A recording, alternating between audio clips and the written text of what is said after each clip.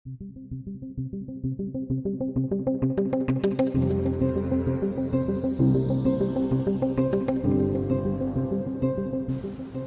kamusta? Mr. Barolat here. Huwag kayo magulat kasi iba yung video format ko ngayon. Kasi I'm starting a new video playlist na nabanggit ko noon sa aking intro to my YouTube channel, which is about Catholic faith. I think some of the videos na mga nagawa ko na about Buhay Canada, about engineering, probably narinig nyo that me and my wife are praying the rosary and about my Catholic faith. So I will be sharing with you and probably elaborating more about information about Catholicism. And I specifically dedicate this video playlist, which I will encourage our brothers and sisters in the Catholic faith to watch and listen, because I'm kasabay nito na nagre-research ako, nag-aaral ako about Catholicism and the Catholic faith, a little bit of theology, research about history. Isi-share ko ito sa inyo. Now, of course, there are probably viewers of mine in this channel na non-Catholics. Please bear with me. Now, I'm not here to preach. I'm not here as an expert. I'm not even a scholar, theologian, or even approved by the Catholic Church to do this. But because I so love my Catholic faith and everything that I'm learning about Catholicism, by reading and then talking to priests, talking to friends, watching famous Catholics na nagsusulat ng mga libro.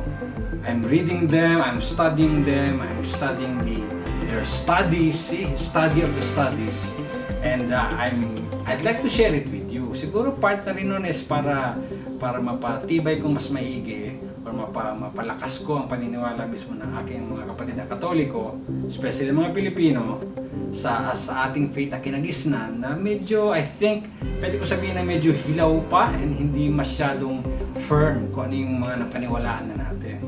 Kaya mga non-Catholic viewers, I will understand if you will not watch the whole video, but I will encourage you to listen and to watch this also para hopefully yung mga misunderstandings nyo about the Catholic faith can be much more clearer and to be corrected.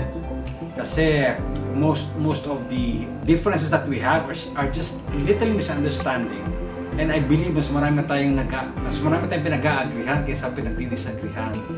Kaya I will encourage you to listen also. And bago ko tuloy-tuloyin yung mga videos na gagawin ko about Catholicism and the Catholic faith from my perspective and from the perspective of somebody who loves the faith and studying the faith on his own, siyempre kailangan ko munang ipakita at ipaalam sa inyo kung bakit ako naging Katoliko. Of all the religions, of all the faith system, especially Christian faith, bakit Catholicism ang nagpakumbinsi sa akin to become a part of. Okay? And I'm very critical about it. I'm also skeptical, being an engineer academically and in professional training, professional experience. I am very critical of so many things, especially about science and about proving something, investigating about it. And I think I did my part and I was able to convince myself by investigating these bits and pieces of information about Catholicism, that I was able to be convinced that this is the true church. This is the real Christian church that God has established for us. And that is just not a haka-haka, hindi yan chismis. Ito ay backed up with so much information. And I have two main reason kung bakit ako nakumbinsi. And these are just technically common sense. Okay? Hindi pa ito yung about my emotions about it. Hindi pa ito yung spirituality of myself. Pero just the common sense part of believing and being convinced that the Catholic Church is the real church that Jesus Christ establishes. Now let me tell you the first reason why I believe that the Catholic Church is the real church. And this can be proven and backed up biblically and traditionally. Alright, so you can go step back 2,000 years ago, okay, which is technically 50 days after Christ died and resurrected. 50 days from Easter Sunday na nag-resurrect si Christ. Remember, under the Acts of the Apostles, Pentecost.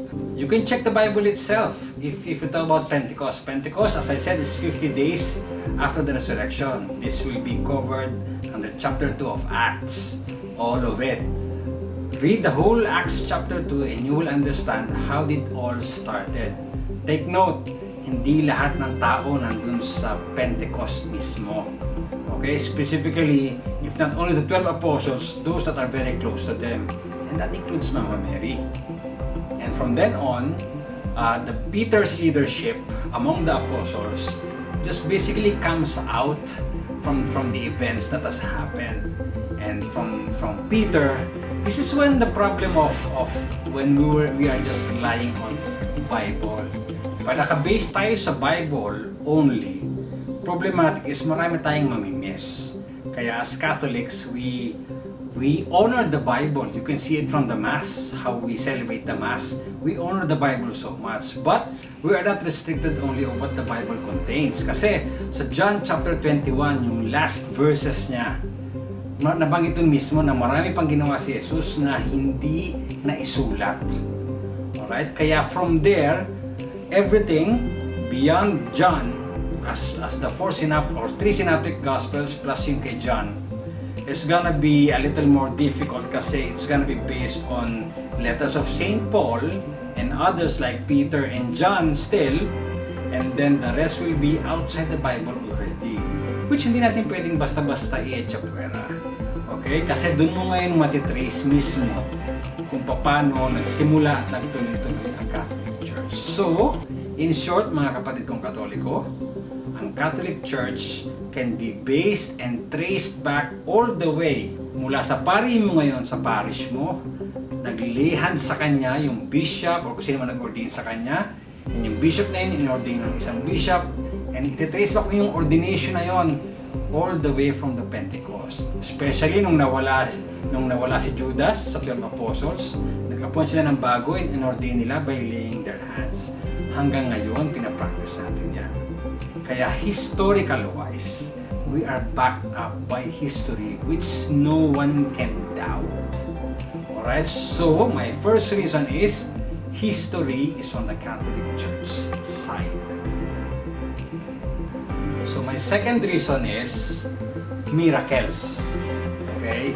When you talk about miracles, these are events that cannot be explained, especially by science.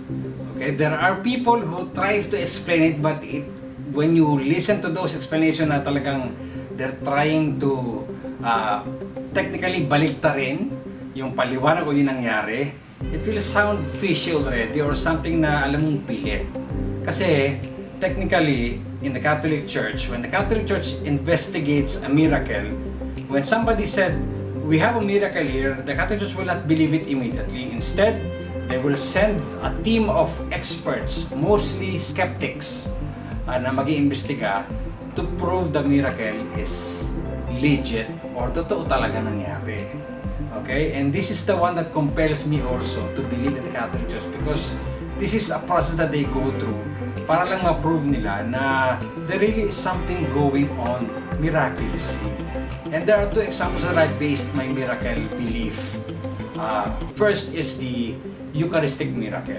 Okay, Eucharistic miracle is when the ostia mismo na ginagamit sa misa is showing miraculous things gaya ng lumulutang na ostia or ang ostia na hindi nabubulok. Remember, these are just unleavened bread na may tendency mabulok in time, pero there are ostias na was made 300 years ago, 500 years ago, na still intact and hindi nabubulok.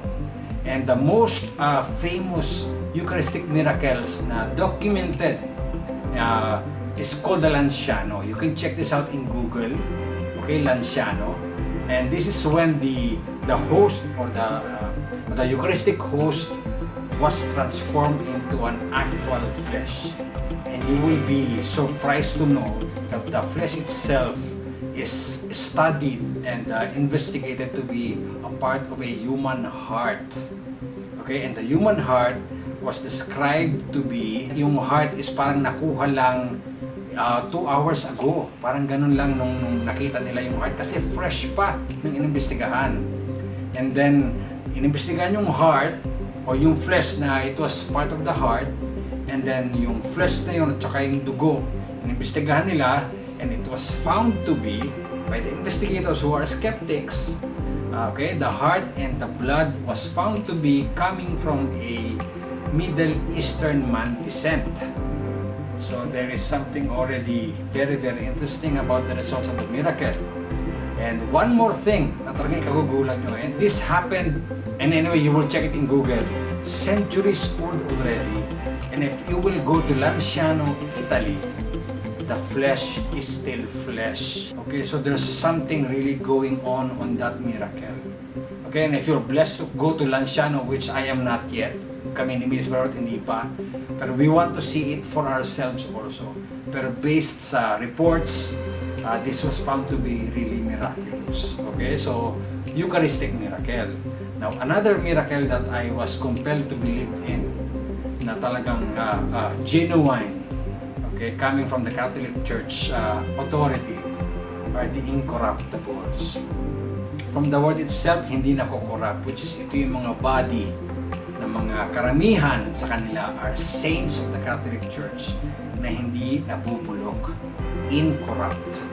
Okay, good example dyan si Padre Pio, si Saint John Vianney, okay, si Saint Bernadette of Subiru. Most of them are saints, okay, priests, okay, and they lived a holy life kasi their lives were documented before they were declared as saints.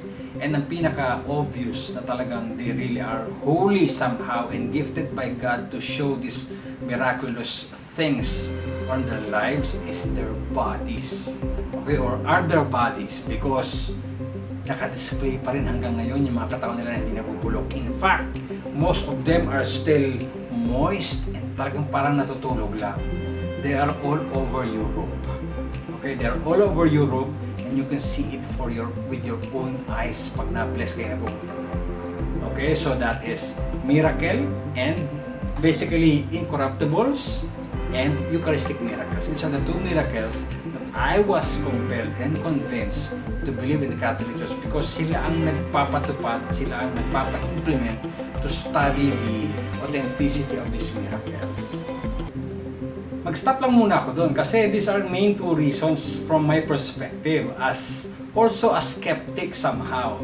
Pero when I found out all these facts and information and the supporting articles, documents, and history, then I thought, yes, this is the real church. And again, you can really track this, that it's all the way from current date, all the way back from 2,000 years back when Jesus Christ died and resurrected and showed up to the apostles to give them the gifts of the Holy Spirit during the Pentecost.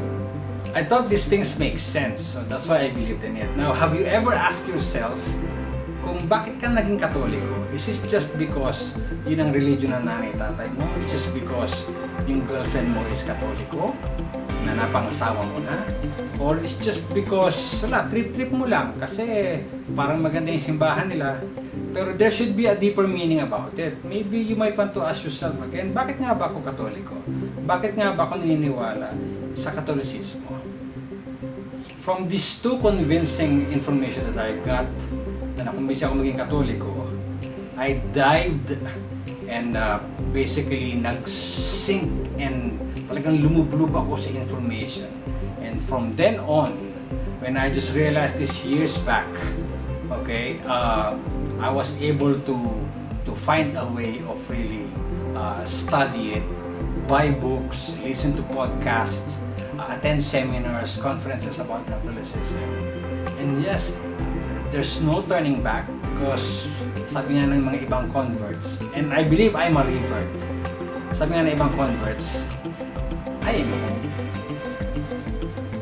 So if you think the one I presented makes sense, okay, which I am convinced it makes sense, and then if you think that will help you to ask yourselves also about bakit ka Katoliko, I'd be more than happy for you to click the subscribe and the like button below.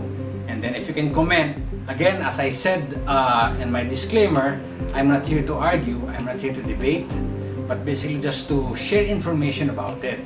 And then, kung magko-comment kayo, makikipag-debate kayo sa baba. On each videos that I'll be making about Catholicism, I will be the moderator. Okay? I will make sure that walang bastos, walang rude, walang nanlalait, walang nangiinsulto. Okay? You can have a discussion on the comment section. I'll be looking at it. Okay? I'll be looking at it. And kung may time ako talagang super confident ako with my answers kasi hindi ko din naman alam lahat. Remember, hindi ako theologian, hindi ako scholar. I'm just a lay person who loves the Catholic faith by reading, studying, and asking more people how does this works, how does this can be understood by many. So if I'll see your comment na talagang hindi naman maganda na kinilalabasan, na hindi na sa friendly, gaya ng intention ko with you, na especially non-Catholic, I would be very comfortable of removing it from the comment section. Pero again, you can discuss in a much more Christian way. We are all Christians, okay? And you have to show it, especially when you're discussing some differences and disagreements with the Catholic belief. Okay, so please be courteous when you're commenting below because I will be watching. Okay, because I want this to be educational and to be a platform for sharing information about your faith, non-Catholics, and our faith, Catholics. So we can have a good discussion. Chit-chat, kwentuhan lang tayo. Okay, walang bastusan, walang insultuhan. Okay? So again, maraming salamat and hope to see you on the next Catholic videos under this playlist. Because Barurots are Catholics. Okay, and then I'll see you on the next Catholic vlog video.